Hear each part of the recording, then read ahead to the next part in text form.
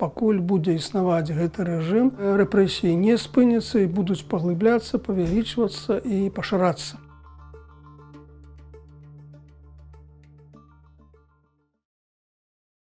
Часта вельмі задаюць пытанне, калі нарэшце гэтыя рэпрэсіі спыняцца, ці не будуць паглыбляцца, аднак навіны, якія прыходзяць, кажуць пра зусім зваротнае.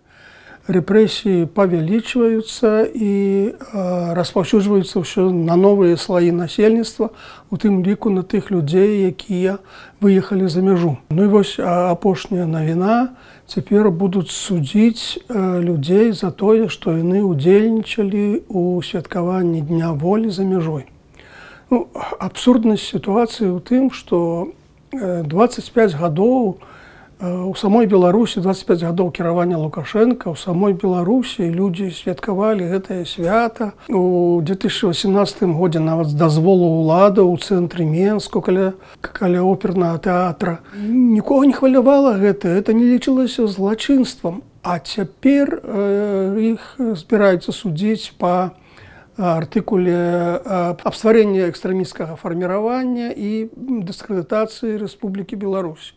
І прычым, як адзначыў следчы камітэт, будуць канфісковваць маёмасць у гэтых людзей. Таму пытанне пра тое, калі ўлады спыняцца, як бы яно ў дадзеных умовах недарэчнае, пакуль будзе існаваць гэты рэжым, рэпрэсіі не спыняцца і будуць паглыбляцца, павялічвацца і пашырацца. У дадзеным выпадку не так важна, чыя гэта была ініцыятыва, важна тое, што яна рэалізуецца і, зразумела, рэалізуецца са згоды і з дазволу вышэйшага палітычнага кіраўніцтва. Лукашенка зладзіў дзяржаўны візіт у Азербайджан. Справа ў тым, што ёсць пэўная праблема з замежнымі візітамі Александра Лукашэнкі.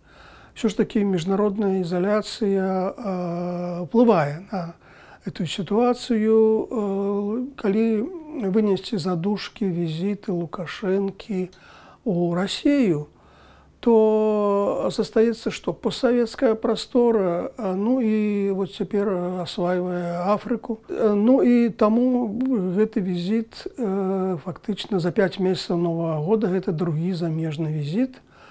Быў у лютым візіт у Узбекістан, ну цяпер Азербайджан, постсавецкія краіны.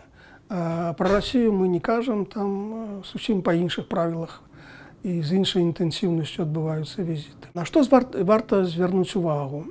Для Беларусі, для афіцыйнага Менска важна было б ажыццяўляць некі баланс паміж Азербайджанам і Арменіяй, таму што у гэтых двух краін востры канфлікт, які не закончыўся з-за Нагорнага Карабаху. Афіцыйны Менск імкнуўся неяк вытрымаць гэты баланс нейтралітэту, аднолькавага стаўлення да абоіх краін, але гэта атрымалася не вельмі добра. Відавочны перакос на карысць Азербайджана, хоць Арменія з'яўляецца і чальцом АДКБ, і чальцом Еўразійскага эканамічнага саюзу, і, здавалася, павінна быць больш блізкім саюзнікам, тым не менш, Менск больш сябруе з Баку, чым з Ереванам. Тлумачыцца гэта проста. Па-першае, Азербайджан больш багатая краіна, там ёсць нафтадаляры, і можна атрымаць пэўныя эканамічныя дывідэнды. Напрыклад, у 2023 годзе ўзаемны гандаль склаў звыш 400 мільёнаў даляраў. Это, в прынцыпе, недрэнна, прычым вялізнае станоўчае сальда для Беларусі. То бок гэта выгадна. Ну, а другая прычына – гэта тое, што у Беларусі і Азербайджана, скажам так, роднасныя палітычныя рэжымы, аўтарытарныя рэжымы.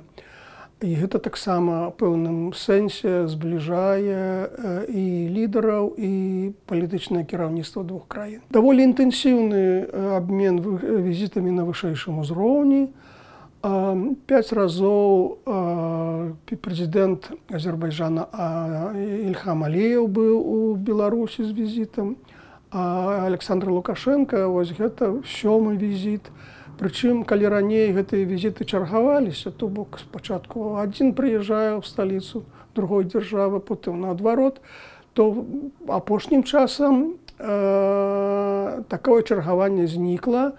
Апошні раз Аліеў быў у Менску ў 2018 годзе, а потым 2 разы запар прыязджае Лукашенко у Баку, мінулы раз у 2021 годзе, ну вось цяпер.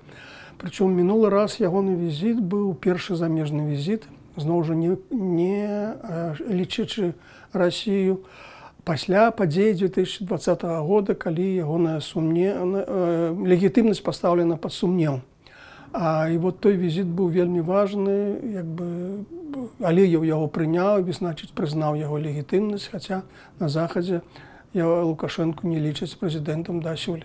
Калі казаць пра вынікі візіту, ведаеце, тут трэба сказаць вось што. Справа ў тым, што маштаб эканамічнага супрацоўніцтва паміж краінамі мала звязаны з візітамі Лукашэнкі. У адныя краіны Лукашенко ездзіць, а пасля гэтага нічога не мяняецца ў гандлёвых адносінах, в эканамічных адносінах. У іншыя краіны Лукашенко не ездзіць, а гандаль павялічваецца. То бок паміж гэтымі падзеямі ніякай сувязі практычна няма. Ва ўсякім разе ўлавіць іх цяжка. Таму казаць, што вось гэты візіт прынясе некія вялікія наступствы, цяжка, але вось абодва кіраўнікі казалі пра тое, што Азербайджан зараз пачынае вялікі праект будоўлі на тых тэрыторыях, якія былі далучаны да Азербайджана, маецца на ўвазе Нагорны Карабах і прылеглыя да яго раёны. І там будзе некае вялікае будаўніцтва, адбудоўванне, і вось Беларусь нібыта хацела паўдзельнічаць у гэтым праекце, які сапраўды павінен быць выгодны. Што за гэта атрымаецца, цяжка сказаць, но ў всякім разе планы ў абодвух бакоў даволі вялікія, і некая частка з іх будзе рэалізована.